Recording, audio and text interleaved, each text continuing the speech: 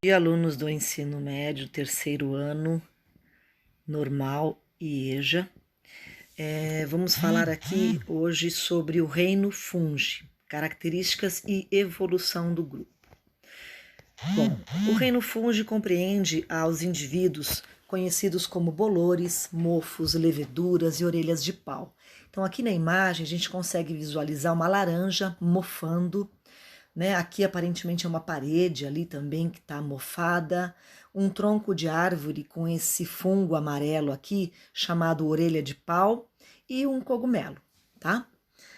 Todos eles são indivíduos pertencentes ao reino fungi, e ainda tem outros que não estão aqui na imagem. Esses fungos, eles se alimentam de substâncias orgânicas. O que é uma substância orgânica? É aquela substância que tem como origem uma fonte de vida. Então, por exemplo, uma blusa de algodão, um sapato de couro, uma árvore que caiu, uma pele, né? Então, na nossa pele pode desenvolver fungos também, no nosso corpo pode desenvolver fungos. Então, os fungos se desenvolvem a partir de uma matéria orgânica. Ela pode estar viva, e aí serão fungos parasitas, ou a matéria orgânica morta, como uma porta, um tecido, um sapato, tá? E eles têm uma atuação muito importante como decompositores. O ramo da biologia que se dedica, né, que estuda os fungos, é chamado de micologia.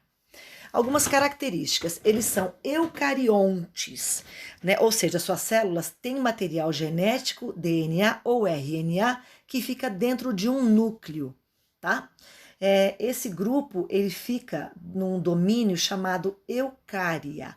Aí a gente volta lá naquela classificação de Linneu, né? Classificação da taxonomia. Aqui falar um pouquinho sobre a evolução dos fungos, né? Então aqui nessa imagem a gente vê uma das hipóteses mais aceitas sobre a evolução desses grupos aqui de seres vivos, né? Que são 5 reinos que nós estamos estudando. Então aqui a gente observa lá na base desse cladograma ou árvore filogenética o reino Monera, né? Que é o grupo mais antigo, que também tem esse árquea, que são as arqueobactérias, que são os seres vivos mais antigos que já habitaram o nosso planeta. Depois a gente vem aqui, ó, o surgimento do núcleo celular, onde começaram a surgir os organismos eucariontes. E aí a gente tem o reino protista, que a gente já viu nas aulas anteriores. Depois tem o surgimento aqui do reino plantae a partir das algas. E mais para frente o reino fungi. Ou seja, o reino fungi está mais próximo ali do reino animal. Tá? E a gente vai ver por que evolutivamente eles estão mais próximos. Porque a célula do reino fungi, ela possui uma substância chamada quitina, que está presente também no reino animal. Tá bom?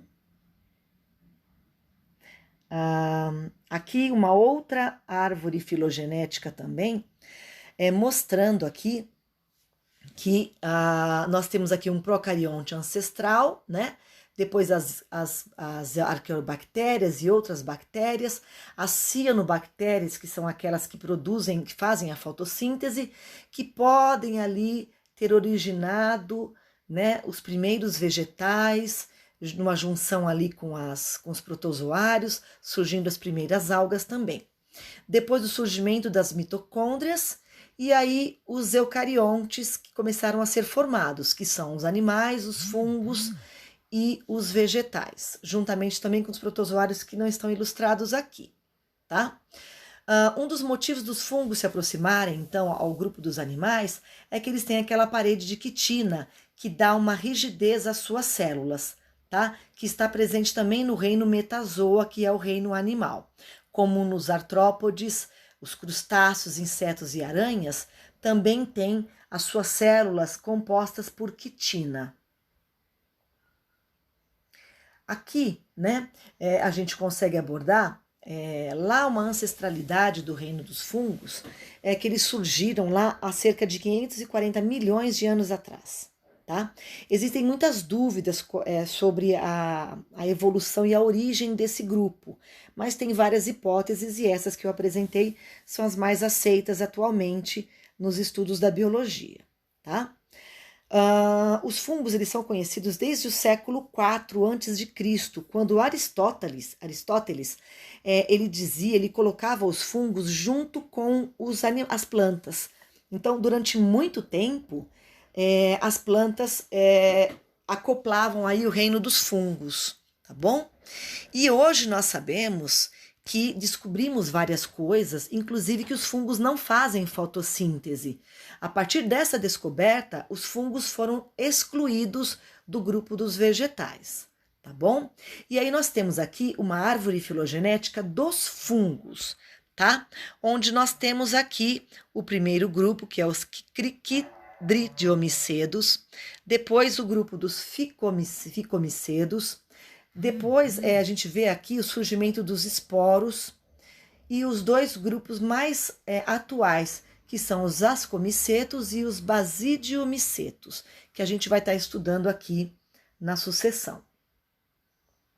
Aqui uma outra árvore falando da filogenia, né? Desses grupos lá com um ancestral comum, e aí o surgimento de flagelos, a nutrição dos fungos, que é muito diferente da nutrição dos vegetais, a descoberta da quitina presente na parede celular dos fungos aproxima esse grupo dos animais.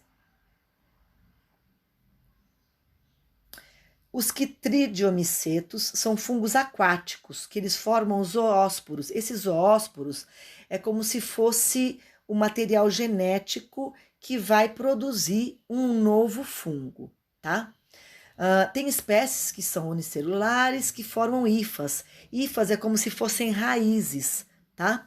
Eles podem ser encontrados em água doce, água salgada, podem ser parasitas de plantas e decompor também, fazer parte dos fungos decompositores. Temos um segundo grupo que é chamado de mixomicetos. Eles podem ter um aspecto mais gelatinoso, habitam lugares úmidos e sombrios, no chão de florestas, sobre troncos de árvores, folhas em decomposição, animais em decomposição também. Assemelham-se em certas fases da vida como protozoários, né? Como amebas também, pois eles conseguem emitir pseudópodes. Então, esses fungos, eles conseguem se locomover também. E é um pouco parecido com a locomoção das amebas que vocês viram nas aulas lá dos protozoários, tá?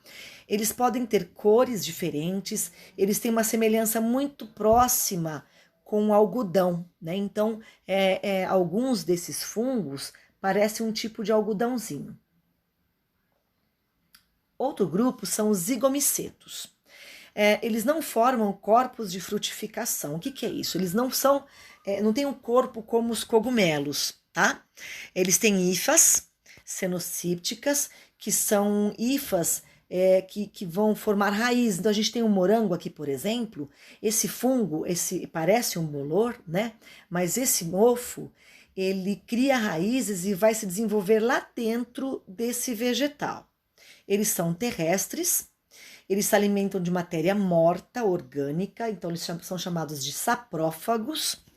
O principal representante é esse Rhizopus, o bolor preto do pão.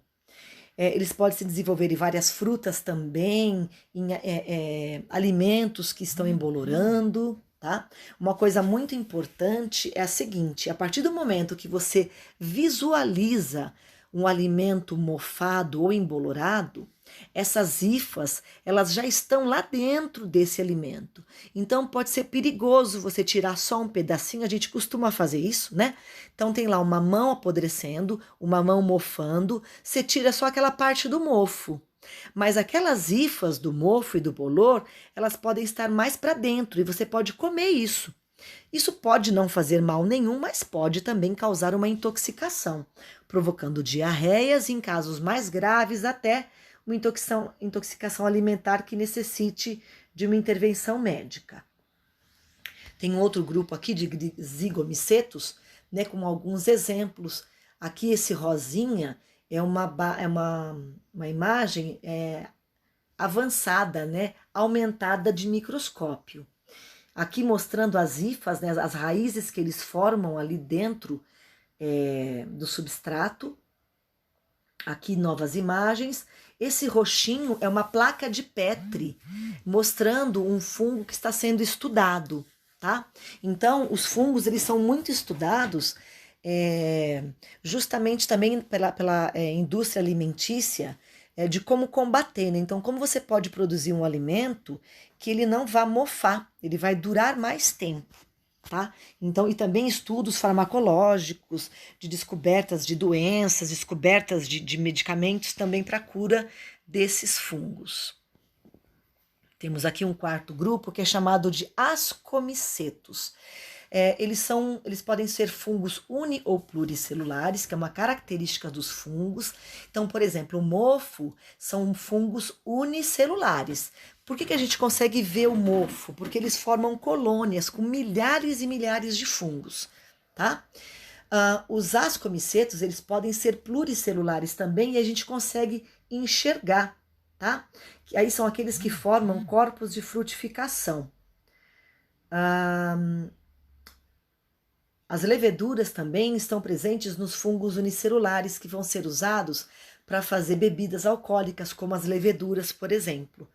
São usadas para fazer cerveja, para fazer vinho, tá? Alguns são comestíveis.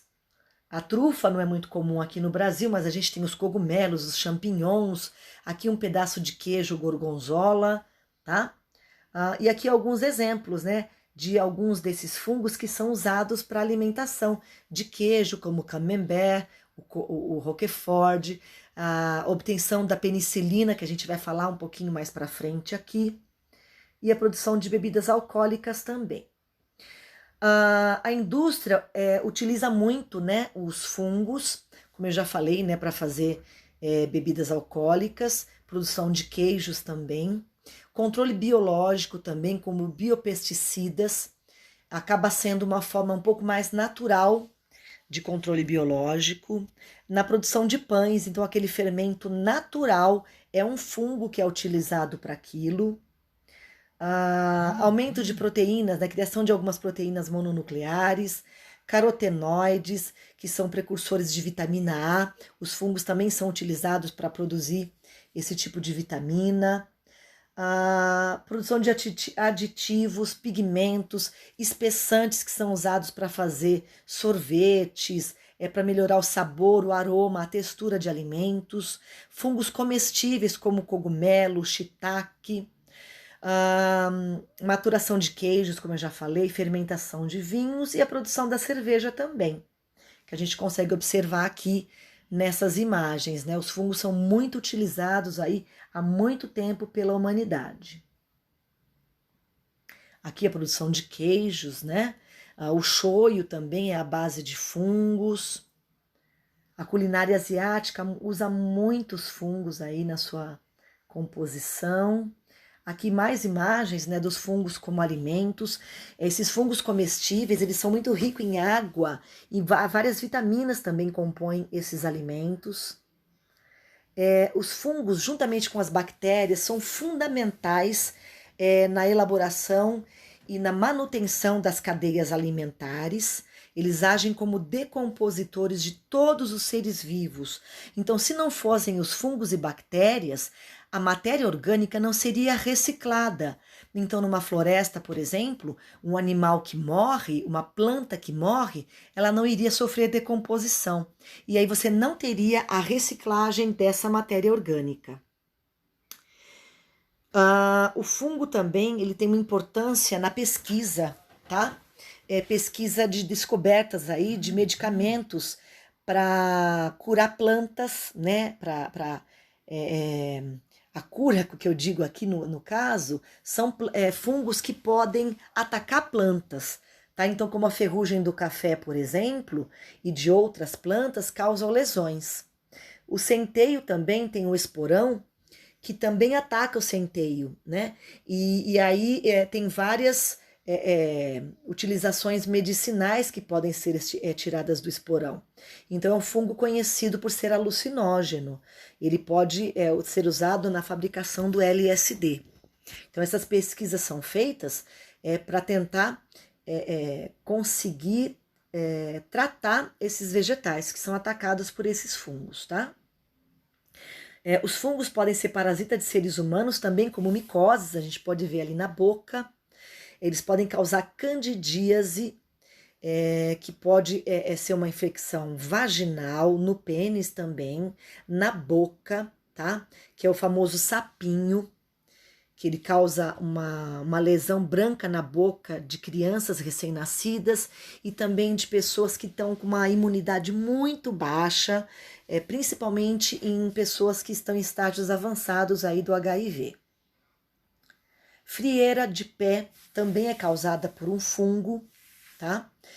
Tem micose de unha, micose de cabelo, micoses de pele, que também são provocadas por fungos, tá? Os fungos, eles também foram descobertos aí, a penicilina, que é o Penicillium notatum, que foi descoberto por Alexander Fleming, e foi mais ou menos por acaso que ele descobriu, né? Ele estava fazendo algumas pesquisas, e aí teve um material dele que mofou, e quando ele voltou, ele observou que aquele mofo, ele estava isolando as bactérias. A partir daí, várias pesquisas foram sendo desenvolvidas até o desenvolvimento do primeiro antibiótico, que foi muito utilizado aí em algumas guerras na década de 40, a partir da década de 40, tá? Hoje em dia, existem outros antibióticos que são produzidos a partir de substâncias sintéticas, que não são de origem orgânica, tá? Bom, os fungos podem se reproduzir de várias formas, né? Uma delas é a partir do brotamento, então as leveduras acontece muito isso, né? Como se fossem brotos que surgissem do fungo originário, tá? Esse broto, ele vai originar novos fungos. É uma reprodução bastante rápida, que também é um pouco comum nos vegetais, tá? As hifas, elas são filamentos que elas podem conter, né, ali nesses pontinhos, que são os materiais genéticos do fungo. Essas hifas são muito comuns em fungos, como o mofo. Os cogumelos têm hifas que, como se fossem raízes, que vão penetrar dentro da matéria orgânica que o fungo está decompondo, tá bom? E ali dentro está contido o material genético dele. E aí tem os fungos, né, superiores, que eles podem ter duas partes reprodutivas, tá? Uma fase vegetativa, que é quando essas hifas elas vão se multiplicar, né, enraizar esse fungo aí no seu substrato, que pode ser uma folha morta, pode ser uma madeira, tá?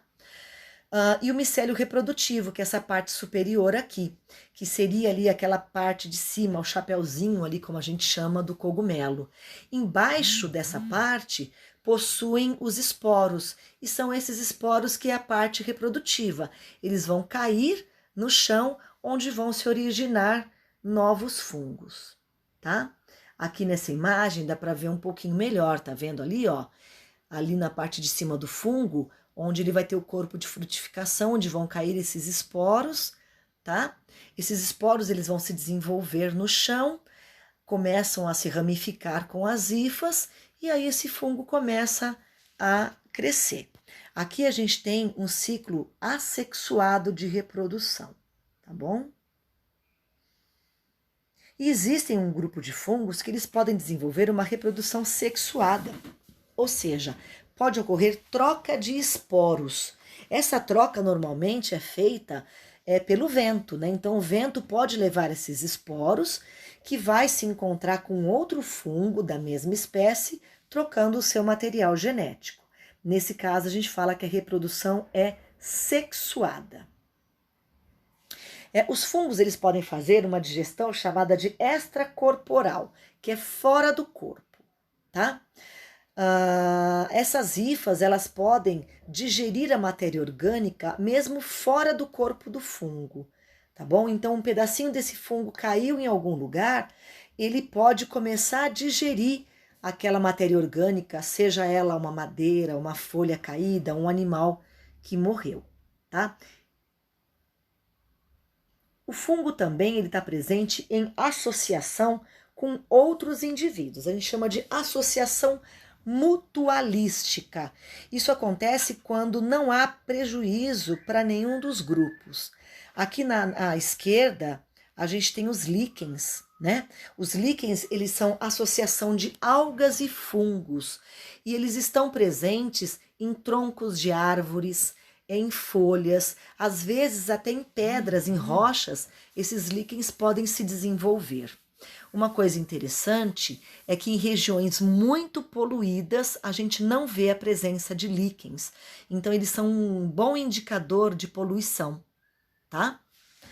E aqui do lado direito a gente tem um outro tipo de líquen aqui, que ele forma aí, ele parece um pouquinho uma planta, mas ele não é uma planta, tá? Ele é um tipo de líquen também, que ele se desenvolve em rochas, eles são um pouco mais endurecidos.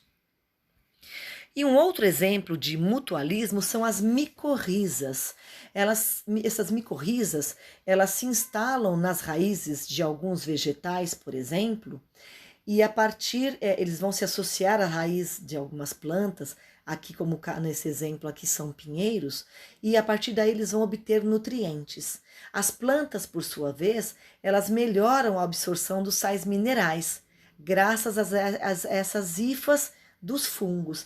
Então, essa é uma associação onde há benefício para os dois, para o fungo e para a raiz do pinheiro, que vai conseguir absorver mais nutrientes. Tá ok? Por hoje é só, minha gente. Tenham um ótimo dia.